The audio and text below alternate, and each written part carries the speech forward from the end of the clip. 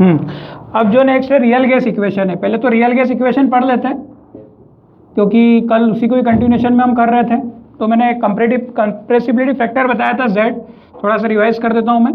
Z का value 1 हो सकता है, Z का वैल्यू लेस देन 1 हो सकता है, और Z का वैल्यू ग्रेटर देन 1 होता है। Z को कंप्रेसिबिलिटी फैक्टर बोला जाता है, ठीक है। अगर रियल गैस आइडियल गैस की तरह बिहेव करती है तो Z का वैल्यू कितना होता है, 1 होता है। अगर आपकी रियल गैस आइडियल गैस की तरह बिहेव नहीं करेगी, ठीक है, तो Z का वैल्यू 1 से छोटा या 1 से बड़ा होता है। मतलब दोनों ही केस में रियल गैस और आइडियल गैस, ठीक है, इन दोनों के जैसा बिहेव नहीं करती है। मतलब रियल गैस आइडियल गैस की जैसे बिहेव नहीं करती। Z का जो फॉर्मूला था दैट इज PV अपॉन में nRT, ठीक। कल मैंने वीडियो अपलोड किया था, आपने देखा है, ठीक है, तो आप देख लेना, उसमें वो डिटेल में था। मैंने कर्व के थ्रू बताया था कि Z कंप्रेसिबिलिटी फैक्टर होता है, जो बताता है कि अगर गैस रियल नहीं है तो कितनी आइडियल नहीं है। मतलब अगर कोई गैस रियल है तो वो आइडियल से कितनी झुकी हुई है, ठीक है, कितनी कम झुकी हुई है या कितनी ज़्यादा झुकी हुई है। तो ये इसके कर्व वगैरह देख के आपने बात की थी। अब मैंने ये भी बताया था कि आइडियल गैस इक्वेशन होती है, आइडियल गैस इक्वेशन ये होती है हमारी कैसी, PV इज इक्वल टू, जो कि रियल गैस के लिए लागू नहीं होती। रियल गैस के लिए हम दो करेक्शन करते हैं, इसके लिए दो करेक्शन करेंगे, एक तो प्रेशर करेक्शन और एक करेंगे वॉल्यूम करेक्शन, ठीक। तो वॉल्यूम करेक्शन में क्या होता है कि चलो पहले हम प्रेशर करेक्शन देख लेते हैं। प्रेशर करेक्शन मतलब जो है आपकी जो गैस है, ठीक है, वो कितना प्रेशर लगाएगी। तो इसके लिए कुछ इस तरीके से आप देख सकते हो, जो प्रेशर करेक्शन की टर्म होती है वो होती है प्रेशर करेक्शन टर्म। वो कितनी आती है,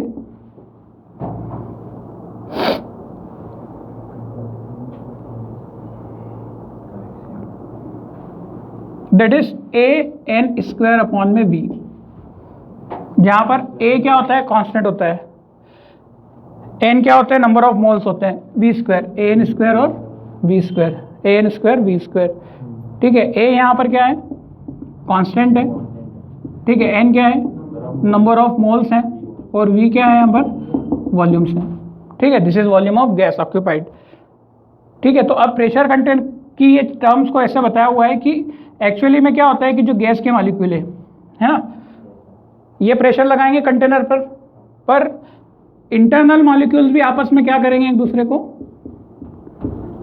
प्रेशर लगाएंगे। मतलब एक्चुअली ये कंटेनर जैसे ये मॉलिक्यूल है तो ये भी कंटेनर की वॉल पे कहीं ना कहीं हिट करेगा ना। मतलब मॉलिक्यूल्स में दो तरीके के प्रेशर बताएं, एक तो ये खुद प्रेशर लगाएगा यहाँ पर, जिसको आपने बोला है कुछ P, और ये भी कुछ प्रेशर लगाएगा कुछ P, ठीक है। तो इस तरीके से ये टर्म में करेक्शन किया गया है, और करेक्शन जो किया गया है वो किस टाइप से आता है यहाँ पर, एक तो प्रेशर P लग रहा है इस पे, ये प्रेशर कौन सा लग रहा है, दिस प्रेशर इज P, और एक वो प्रेशर जो इन मॉलिक्यूल के द्वारा होगा, इसको कुछ लेटेस्ट से बोल दिया गया है कुछ P इंटरनल। आ रही बात समझ में। तो जो प्रेशर टोटल गैस का लग रहा है, मतलब टोटल गैस का प्रेशर जो लग रहा है वो किसका लग रहा है, एक तो इस P के कारण और प्लस कुछ P इंटरनल प्रेशर के कारण, ठीक है। मतलब इसके डेरिवेशन में ऐसा डिफाइन किया गया है कि ये एक प्रेशर तो लगा ही रहते हैं, बट आपस में ये जो मॉलिक्यूल्स हैं ये भी कंटेनर की वॉल्स को हिट कर रहे हैं, एक दूसरे से टकरा रहे हैं, तो उसका कंबाइंड प्रेशर को प्री इंटरनल बोल दिया है, ठीक है। तो अब ये दो चीज़ों में आपको निकालना है। अब ये जो P इंटरनल होता है, ये जो P इंटरनल होता है ये किसके बराबर होता है, मान लेते हैं यहाँ पे दो टाइप के मॉलिक्यूल है कि A टाइप के मॉलिक्यूल है और दूसरे जो कंबाइंड मॉलिक्यूल है जो एक दूसरे को खींच रहे हैं वो सब किसके बराबर है, B टाइप के मॉलिक्यूल है, ठीक है। तो जो प्रेशर इंटरनल रहेगा that is due to A types molecule, ये प्रेशर किसके कारण है, due to A types molecule also and due to B types molecule also. Internal pressure किसके कारण है, आप A टाइप के मॉलिक्यूल और B टाइप मॉलिक्यूल दोनों के कारण है। आ रही बात समझ में। अच्छा, तो जो A टाइप के मॉलिक्यूल है, अच्छा PV इज इक्वल टू क्या होता है आपका, P is inversely proportional to V होता है ना, P is inversely proportional to V, ठीक है। तो यहां से अगर 1 मोल की बात करें तो A का प्रेशर कितना लगेगा, 1/V, और n मोल्स है उसके, तो कितने हो जाएंगे, n/v। सिमिलरली b का कितना रहेगा, n/v। ठीक है, तो यहाँ से कितना हो जाता है, p internal is equal to क्या हो जाएगा, पहले तो प्रोपोर्शनल आएगा n² / v²। क्लियर है, इतना ज़्यादा कोई डेरिवेशन आपको एनसीईआरटी ने नहीं बताया, बट फिर भी ये मैं बता रहा हूँ, ऐसा ही चल रहा है बस कि ये प्रेशर है, ये प्रेशर है, दोनों प्रेशर को जोड़ोगे तो गैस के द्वारा प्रेशर बनेगा। इसकी वैल्यू जो है दो तरीके के मॉलिक्यूल पर डिपेंड करेगी, एक तो ये डायरेक्ट हिट करेगा, और ये जो आपने ग्रुप में बोल दिए बी टाइप के मॉलिक्यूल, उनका भी सेम जो रहेगा ठीक इसी तरीके से काम चलेगा। तो ए और बी के कारण n/v प्रोपोर्शनलिटी का साइन हटाओगे तो क्या हो जाएगा, इज इक्वल टू कुछ कांस्टेंट आ जाएगा, इस कांस्टेंट को अपन ने क्या बोल रखा है, ए। ठीक है, हाँ डायरेक्टली प्रोपोर्शनल।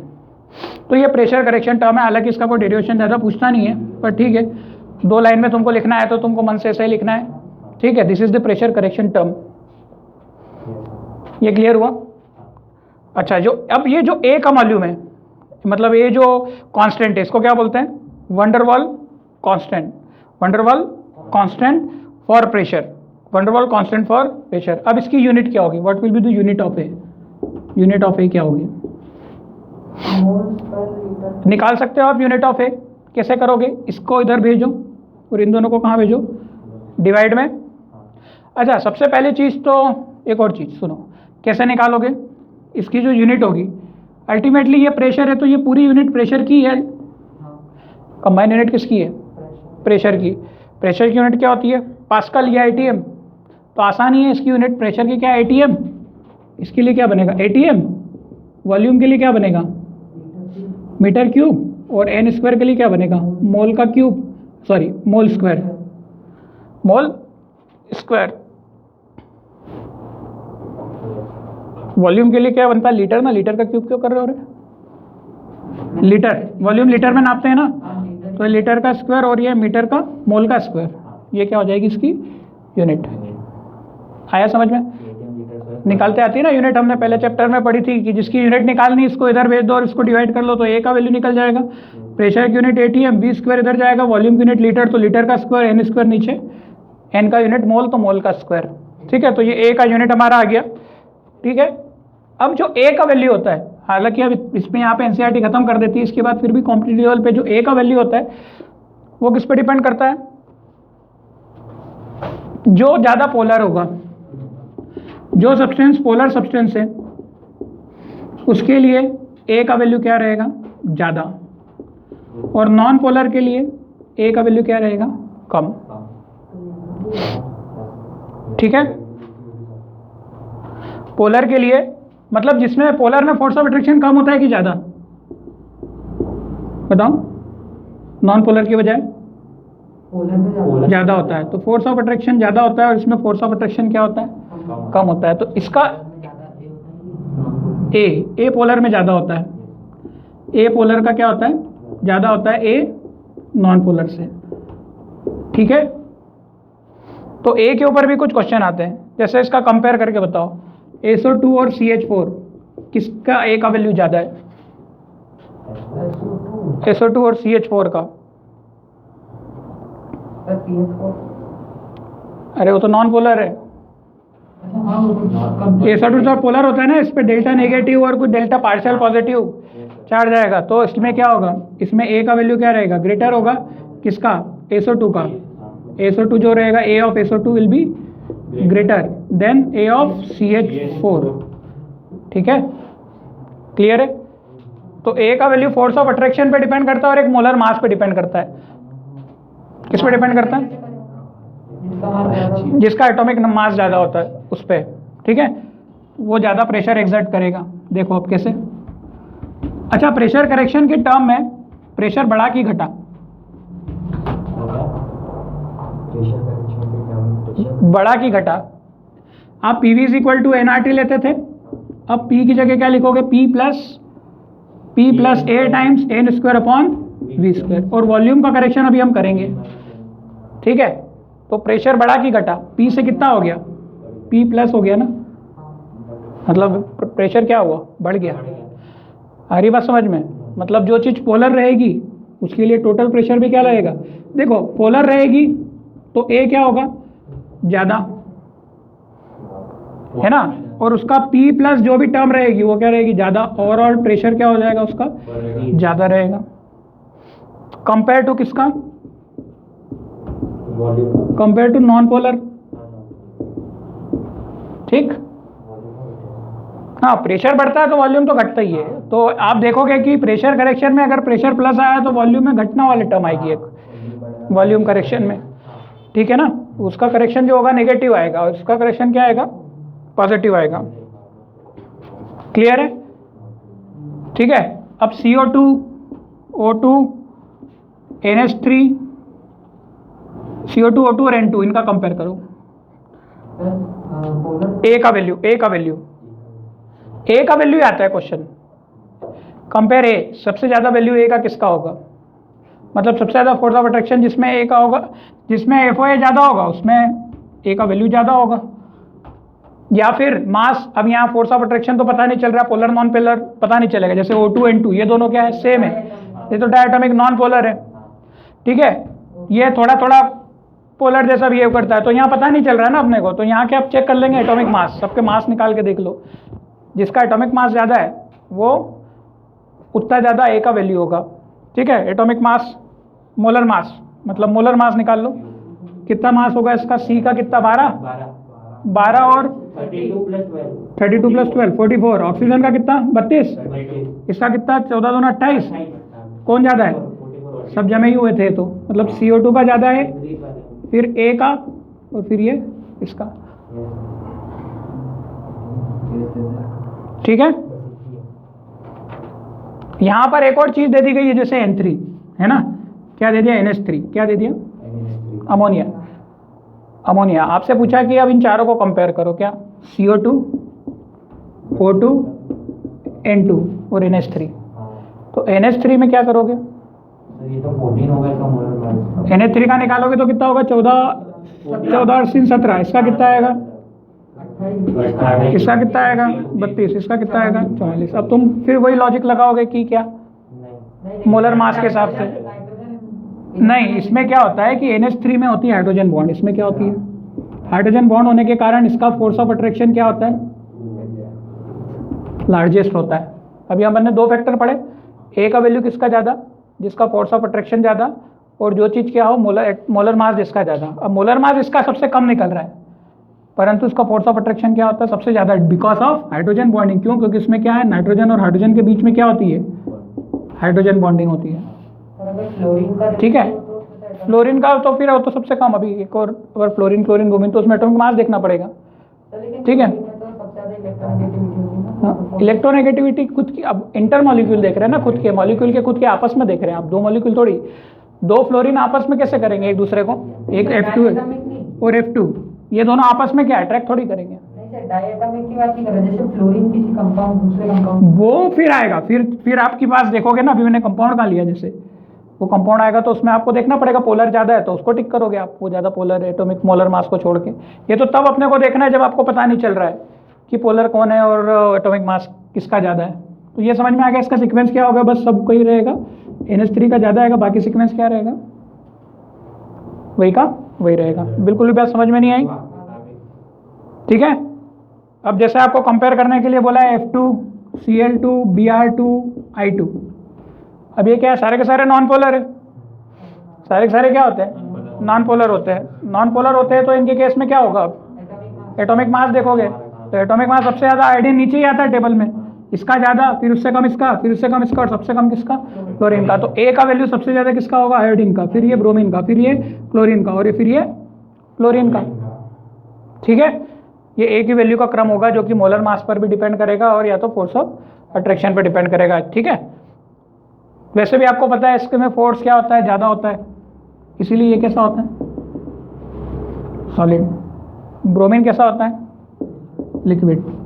क्लोरीन ये कैसी होती है, गैस। ये कैसी गैस, इसमें फोर्स ज़्यादा है तो पार्टिकल पास पास में होते हैं, ए का वैल्यू ज़्यादा है, ठीक है। क्लियर है। तो इस तरीके से ये ए का वैल्यू, उससे कुछ क्वेश्चन जो थे मैंने यहाँ पर आपको बता दिए जो मेन थे। अब इसमें एक और करेक्शन होता है, वॉल्यूम करेक्शन। क्या होता है, कौन सा, तो वॉल्यूम करेक्शन में वॉल्यूम क्या होता है आपको सभी को पता है कि आइडियल गैस, कल हमने बात की थी कौन सी गैस हम बात कर रहे हैं? Real gas. आइडियल गैस का कोई वॉल्यूम नहीं होता है। आइडियल गैस को इकट्ठी करके एक जगह कोने में रख दो तो वो पॉइंट मास की तरह होती है, तो उसका पूरे गैस का एक्चुअल वॉल्यूम को मिला मिला के कोई वॉल्यूम नहीं होता एक्चुअल मॉलिक्यूल का। पर हमने एक पॉइंट कल पढ़ा था कि रियल गैस का मॉलिक्यूल बड़ा होता है, पॉइंट मास की तरह ट्रीट नहीं करते हैं उसको। ठीक है, उसको कैसे ट्रीट करते हैं? पॉइंट मास की तरह ट्रीट नहीं करते हैं उसको। मतलब रियल गैस का जो मॉलिक्यूल होता है वो किस टाइप से होता है? अगर ये मॉलिक्यूल है तो ये बड़े बड़े मॉलिक्यूल्स आप लोगे और इनको जब एक जगह इकट्ठा करोगे कोने में तो ये कुछ सिग्निफिकेंस स्पेस घेरेंगे, ये कुछ जगह घेरेंगे। मान लो 1 मोल में तो इसका जो वॉल्यूम है, मतलब टोटल वॉल्यूम कितना है जगह का? V। तो क्या इतनी जगह ये घेरेंगे? क्या इतनी जगह घेरेंगे? मतलब इनके लिए घूमने के लिए जगह कौन सी बच रही? केवल ये वाली। मतलब वॉल्यूम क्या है? एक्चुअल वॉल्यूम से क्या है? कम है, क्योंकि खुद की वॉल्यूम में खुद थोड़ी ना घुस जाएगा वो। ठीक है, वो चीज़ तो क्या है? ऑलरेडी भरी हुई है। तो यहाँ से एक वॉल्यूम करेक्शन की टर्म बनती है और जो वॉल्यूम निकलता है दैट इज इक्वल टू बनता है कुछ V माइनस एन बी। कितना बनता है? V minus n into b. मतलब n यहाँ पर नंबर ऑफ पार्टिकल है और B वॉल्यूम है। B क्या है यहाँ पर?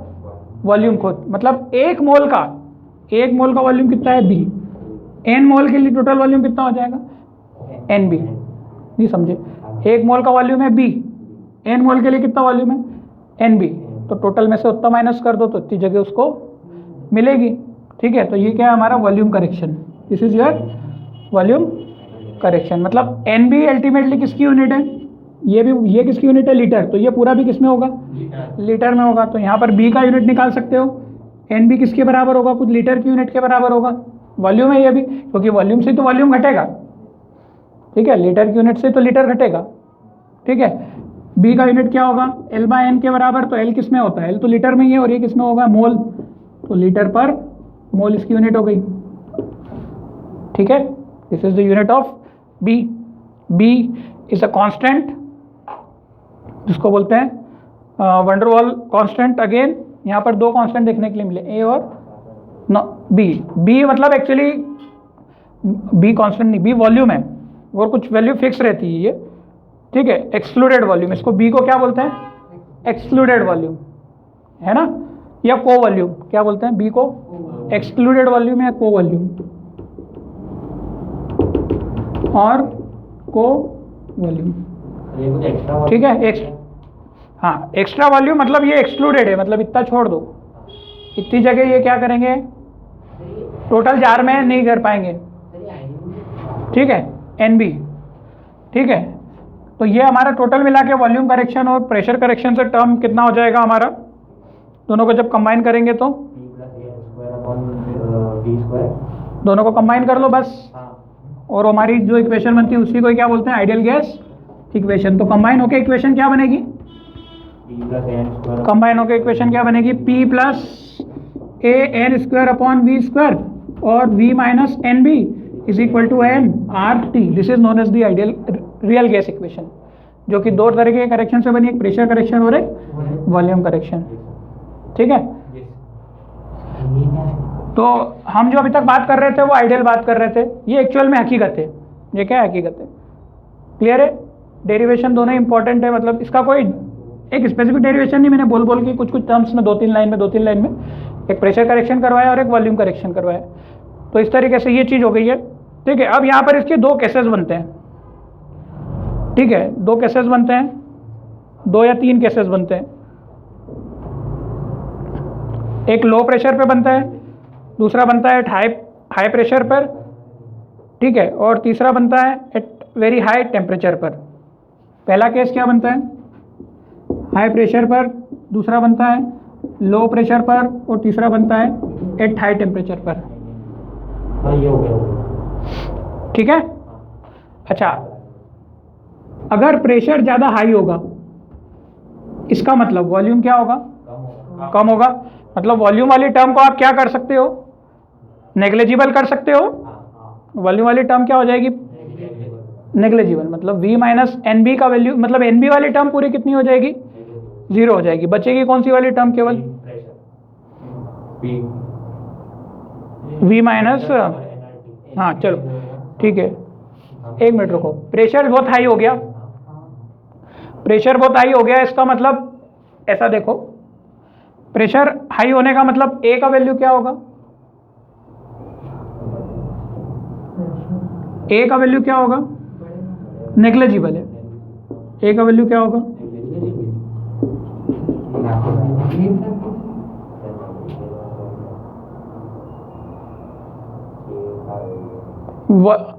वॉल्यूम से डिपेंडेंट है ना, देखो P plus a n square upon v square है ना, तो ए का वैल्यू क्या होगा,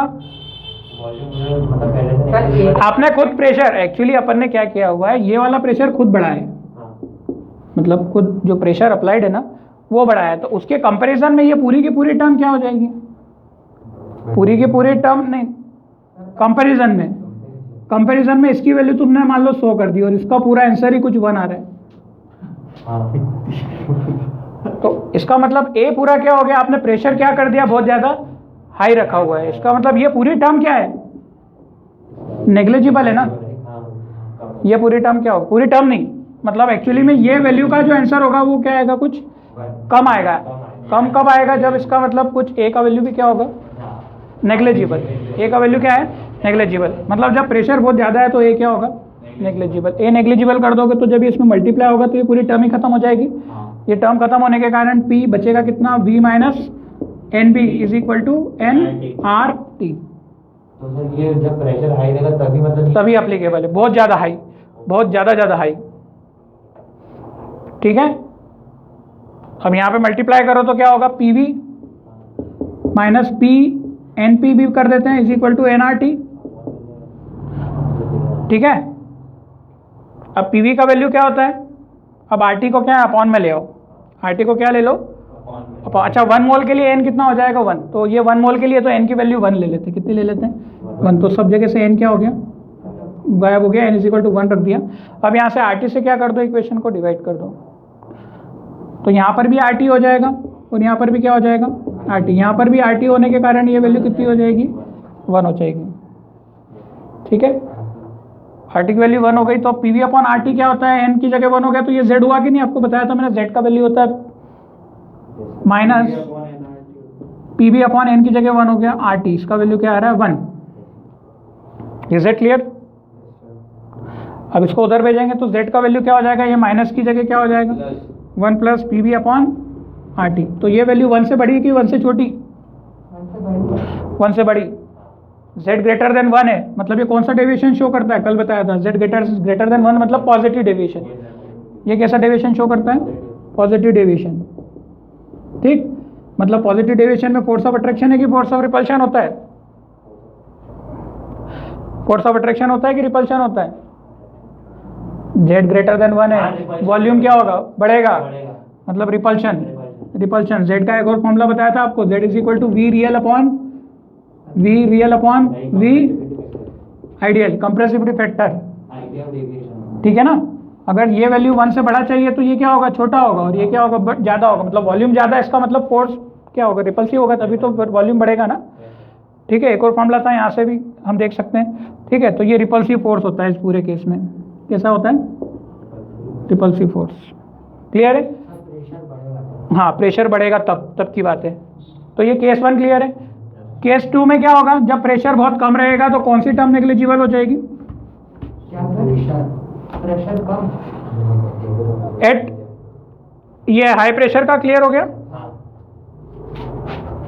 एट लो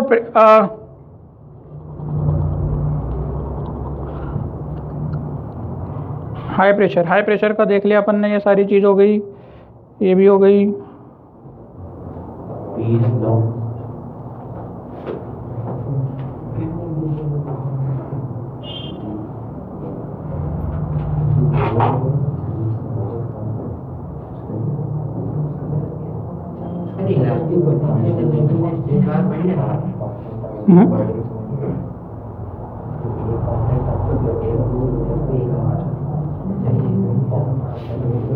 चलो, एट लो प्रेशर पे क्या होगा, वॉल्यूम बढ़ेगा,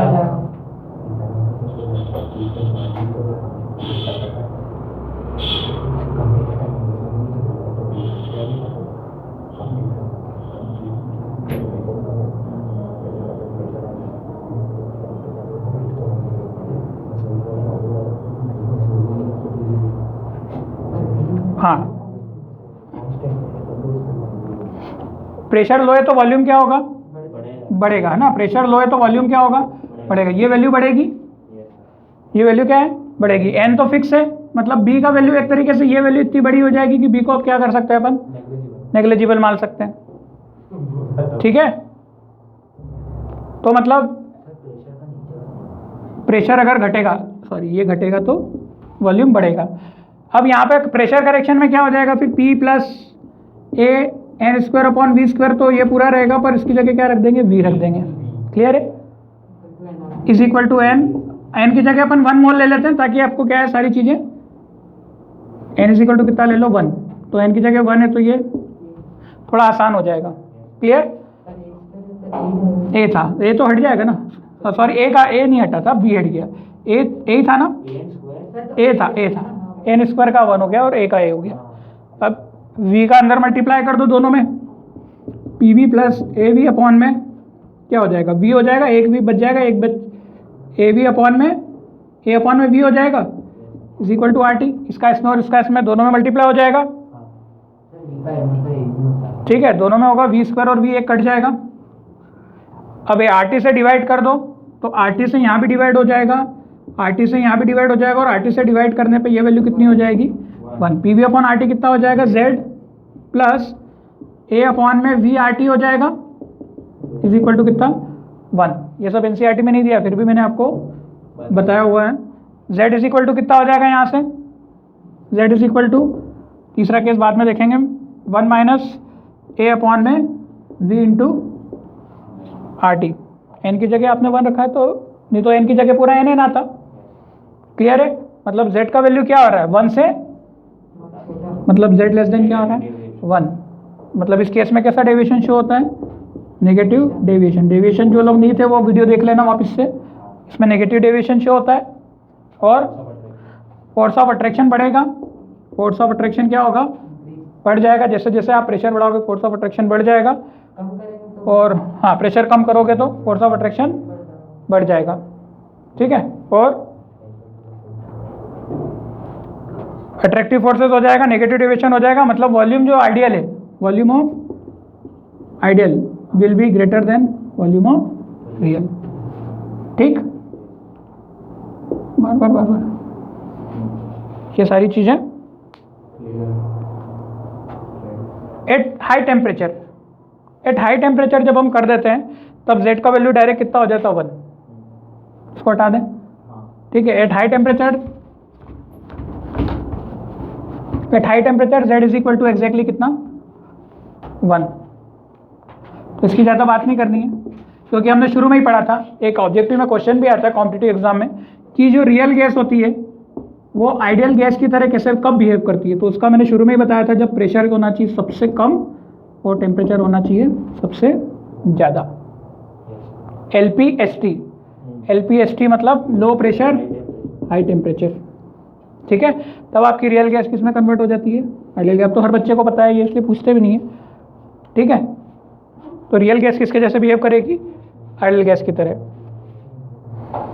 ठीक है। तो आप अगर बहुत ज़्यादा तबीयत से प्रेशर कम कर रहे हो, है ना, तो अभी अपन ने वैल्यू क्या आई थी, प्रेशर कम वॉल्यूम ज़्यादा, जेड क्या आया था लेस देन 1, तो वो एग्जैक्टली बहुत कम नहीं, अप्रॉक्सीमेटली 1 के लगभग आएगा, क्योंकि अब गैस किस में कन्वर्ट हो रही है, आइडियल में। आइडियल के लिए जेड कितना होता है 1, तो लेस देन 1 बोलने का है तो 0.99 ऐसा कुछ आ जाएगा जो कि लगभग है। तो गैस रियल है पर आपने प्रेशर इतना ज़्यादा कम कर रखा है कि वो किसकी जैसी हो जाएगी, एक आइडियल गैस की तरह, ठीक है। So this was about the real gas.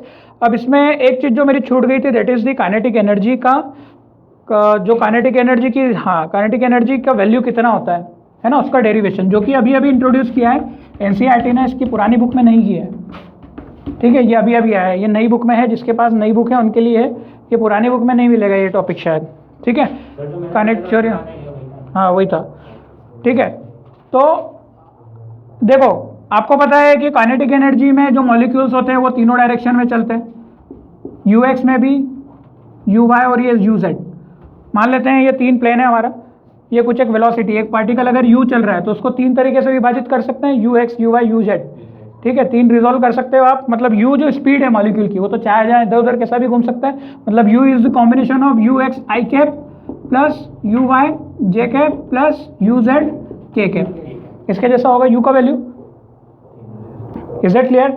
और वेक्टर में आपने देखा था कि मैग्नीट्यूड कैसे निकाला जाए यू का, तो ये भी पता था आपको, अंडर रूट ऑफ क्या कर सके, यू एक्स का स्क्वायर प्लस यू वाई का स्क्वायर प्लस यू जेड का स्क्वायर। याद आया? कोई नई बात नहीं है, अगर नई बात है तो फिर वापस से घर जाके पढ़ना, ठीक है, फिर से नहीं बताएंगे। ये हम मैग्नीट्यूड इसी को बोलते थे, निकालते थे वेक्टर में। अब यहाँ से स्क्वायर हटा के इस पे लगा दो तो ये क्या हो जाएगा, यू स्क्वायर। इसको कैसे भी इस्तेमाल करेंगे अब इस इक्वेशन को,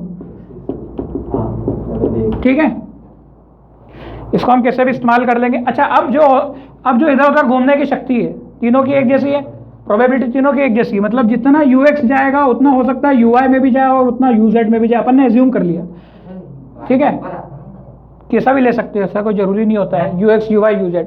ऊपर कहाँ से है बेटा? अच्छा, ये इसमें आई जे के लिए, आई जे के लिए ये वाई और इसके लिए एक्स, बाकी एक्सिस वाइज पता है, किसी को कुछ भी ले सकते हो, बट आई जे के लिए इधर एक्स इधर वाई इधर जेड होता है। ये पक्की बात है कि ये डायरेक्शन वाइज उधर फिक्स कर दिया, अपन उधर नहीं भेदभाव कर सकते। बाकी एक्सिस आप मैथमेटिकली कोई सी भी ले सकते हो। अपन ने क्या बोल लिया कि you x you why you Z तीनों क्या है, तीनों में भाग सकते हैं एक जैसे, जितनी उधर है उतनी उधर है इतनी इधर, ऐसा मान लिया है। तो यू स्क्वायर का वैल्यू कितना हो जाएगा, same same same 3 bar same, you x का स्क्वायर। आया नहीं आया? ठीक है, जब जोड़ घटाव करके बताऊं, वैल्यू पुट करके बताऊं क्या, या फिर यू आई का स्क्वायर या फिर यू जेड का स्क्वायर, कुछ भी रख दो, मतलब is equal to 3 u y का स्क्वायर भी रख सकते हैं, is equal to 3 u z का स्क्वायर भी रख दो, इसमें कोई परेशानी तो नहीं है। तो ये तो यहाँ पे कुछ एक वेलोसिटी निकल गई, ठीक है, ये क्या निकली आपकी, कुछ एक वेलोसिटी का एक्सप्रेशन निकला है जो कितनी है, कुछ 3 times of you x square और ऐसी कुछ निकली है। हाँ, वो अब आपकी हम पढ़ रहे हैं आरएमएस एवरेज, एक होती है एवरेज वेलोसिटी। एवरेज वेलोसिटी क्या है और आरएमएस वेलोसिटी क्या है,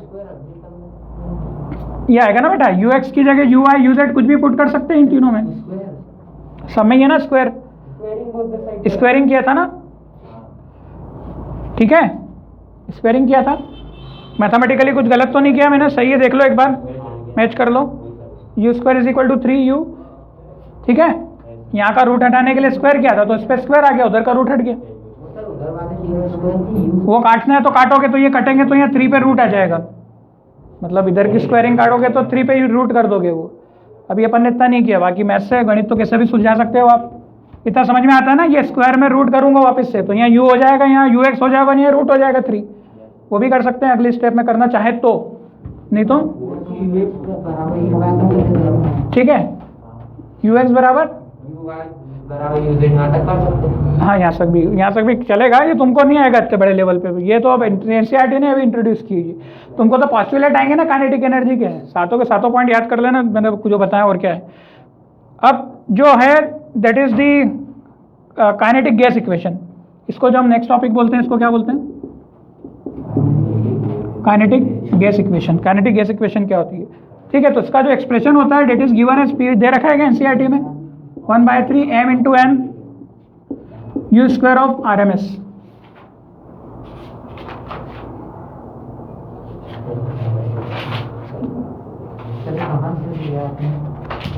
दे रखा है, एक मिनट, आपको नई बुक में दे रखा है, ये बताओ एक बुक मेरे को, मुझे बताओ, हाँ, तो इसमें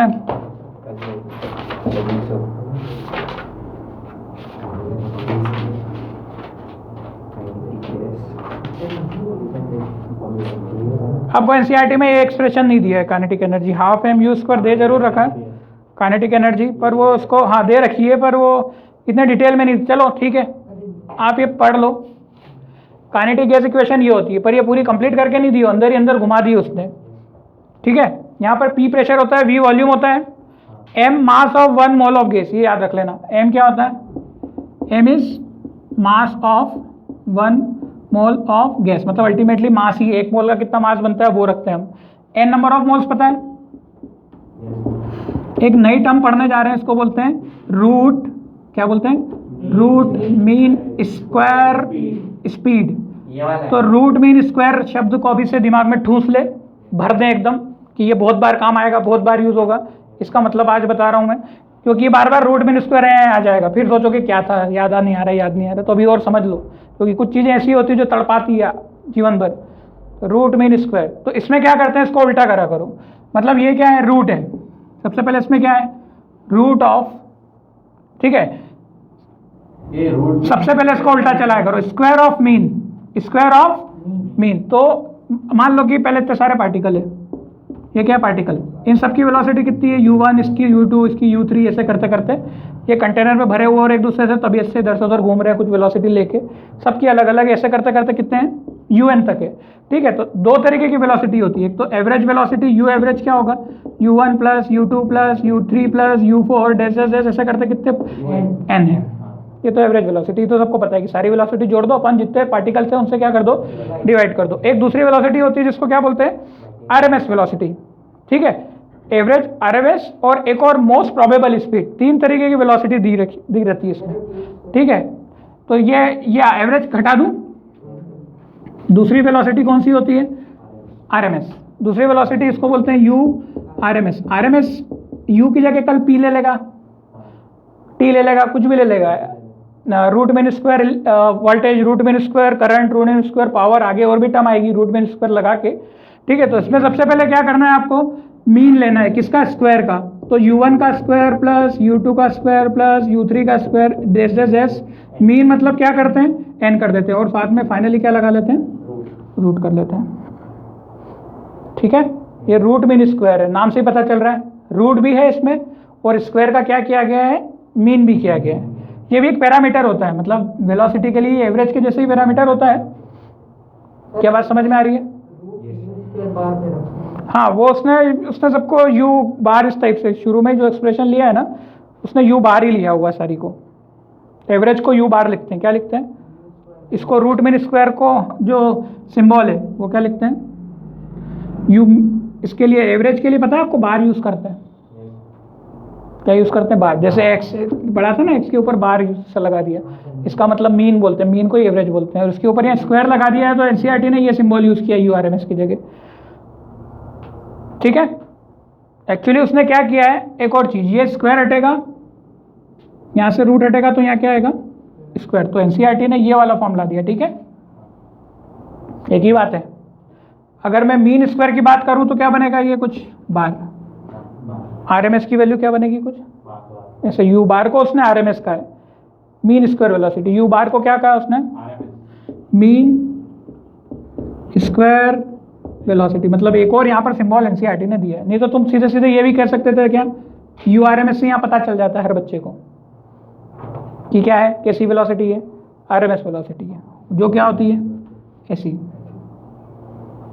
ऐसी ही होती है। मतलब आप अगर स्क्वायर कर दोगे तो यहाँ क्या, यहाँ से रूट हटेगा और यहाँ क्या लग जाएगा, यहाँ से स्क्वायर हटाओगे तो इधर रूट हटाओगे तो इधर वो लग जाएगा। तो वो एनसीईआरटी कंफ्यूज करती है हर बार की तरह, उसकी आदत है। ठीक है, तो ये यहाँ से हटाओगे तो ये क्या होगा, क्लियर है ना। तो एनसीईआरटी ने इसको बोला है रूट मीन स्क्वायर, और उसने रूट नहीं लगाया, रूट नहीं लगाया तो फिर उसने क्या बोला है, इधर से रूट हटा दिया तो इस पर क्या लगा दिया, स्क्वायर लगा दिया। तो बात तो एक ही है, सेम है दोनों चीज़ें। या फिर मैं यहाँ से स्क्वायर हटाऊँ तो यहाँ क्या कर दूँ, रूट लगा दूँ। तो वो दोनों तरीके से जैसा आपको समझना है, पर root mean square velocity u bar को बोलेंगे। ठीक है, क्लियर है। ये जनरली इसलिए करते हैं, कई बार वेलोसिटीज कोई चीज़ नेगेटिव में होती है तो नेगेटिव के स्क्वायर किस में कन्वर्ट हो जाते हैं, पॉजिटिव में। ठीक है, और फिर उस चीज़ का रूट भी ले लेते हैं, स्क्वायर कर दिया और रूट ले लिया तो चीज़ क्या हो गई, वापस सेम ही हो गई। ठीक है, तो इस टाइप से भी एक कुछ पैरामीटर होता है। तो अच्छा, उसके बाद फिर इसका जो डेरिवेशन अब आपको एनसीईआरटी में पीवी इज इक्वल टू, इसको बोलते हैं क्या, काइनेटिक गैस इक्वेशन। किसके बराबर होगा, 1/3 m into n into u square R M S के बराबर होगा। ठीक है, अब इसमें एनसीईआरटी ने डेरिवेशन नहीं दिया इसलिए आप इसको बस लिख लो, अपन भी इसका डेरिवेशन नहीं करते। ठीक है, कुछ कुछ चीज़ें इसकी थर्मोडायनेमिक्स में भी है, अभी एक चैप्टर है उसमें भी कुछ कुछ चीज़ें आपकी इससे रिलेटेड काइनेटिक एनर्जी वगैरह से यहाँ पे आएगी। ठीक है, kinetic energy of n mole of ideal gas, ये हमने क्या निकाला आपने, ये सारी वेलोसिटी समझ में आ गई। एक और तीसरी वेलोसिटी होती है जिसको बोलते हैं मोस्ट प्रोबेबल वेलोसिटी। क्या बोलते हैं, मोस्ट प्रोबेबल स्पीड, जो कि एनसीईआरटी ने अभी अभी इंट्रोड्यूस किया है नया। एक्चुअली एक मैक्सवेल स्पीड का ग्राफ बनता है, क्या बनता है, मैक्सवेल स्पीड का ग्राफ बनता है कुछ इस टाइप से, ग्राफ बनता है लाइक दिस, है ना, कुछ ऐसा बेल शेप का कुछ एक ग्राफ बनता है। आपको ग्राफ पे ज़्यादा नहीं जाना है, जो कि speed versus number of mole, speed versus number of moles. आ रही बात समझ में? Speed versus number of moles का उसने कुछ एक कर्व दिया हुआ, देखो अलग अलग टेम्परेचर पर, ठीक है, और उसने कुछ अलग अलग वैल्यूज को बताया। मोस्ट प्रोबेबल स्पीड मतलब कि जैसे एक पार्टिकल है, मतलब एक गैस कंटेनर में आपने फिक्स किया, तो उसमें पार्टिकल की स्पीड क्या होगी, ज़्यादा भी होगी कम भी होगी, ना तो सारे ज़्यादा होंगे ना सारे क्या होंगे, कम होंगे। कुछ मोस्ट प्रोबेबल मतलब जिसकी प्रोबेबिलिटी ज़्यादा है, तो कुछ इस रीज़न की कुछ ज़्यादा कुछ प्रोबेबिलिटी बताइए, इसको क्या दिया है, कुछ UMP मतलब मोस्ट प्रोबेबल। क्लियर है? इसी के आसपास लगभग इसने बताया U एवरेज, क्या बताया, U एवरेज, और इसी के आसपास यहाँ पर बताया रूट मीन स्क्वायर। ये कैसी स्पीड बताइए, रूट मीन स्क्वायर, जो ग्राफ दिया हुआ है। क्लियर है? एट पर्टिकुलर टेम्परेचर पे ऐसा कुछ ग्राफ है, मतलब ये कर्व है T1 है, ये T1 टेम्परेचर पर है, और एक और ग्राफ इसने कुछ ये T2 टेम्परेचर पर बनाया है, और उसने दिया है कि T2 is greater than T1। जैसे टेम्परेचर बढ़ाओगे, ठीक है, तो ये कर्व क्या हो जाएगा, हाँ स्पीड घट जाएगी, ठीक है, सॉरी टेम्परेचर बढ़ाने से T2 की स्पीड क्या है, हाँ ज़्यादा, एवरेज क्या हो जाएगा इसका, T2 में कम होगी, वेलोसिटी टेम्परेचर T2 ज़्यादा है और T1 कम है, तो ये कुछ ऐसा इसने बताया है। ऐसा क्यों होगा, क्योंकि नंबर ऑफ मोल्स उतने ही रहेंगे, नंबर ऑफ मोल्स क्या रहेंगे, उतने ही रहेंगे।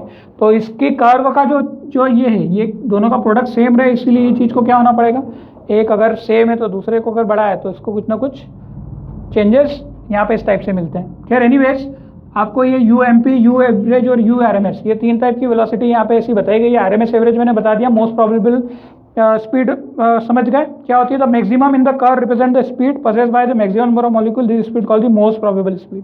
इसमें जो मैक्सिमम होती है उसी को क्या कहा गया है, मोस्ट प्रोबेबल स्पीड। और ये कर्व को मैक्सवेल कर्व बोलते हैं, क्या बोलते हैं, ये कुछ मैक्सवेल कर्व, इंपॉर्टेंट नहीं है इतना मैक्सवेल कर्व, बस कभी ऐसा कुछ आ जाए तो।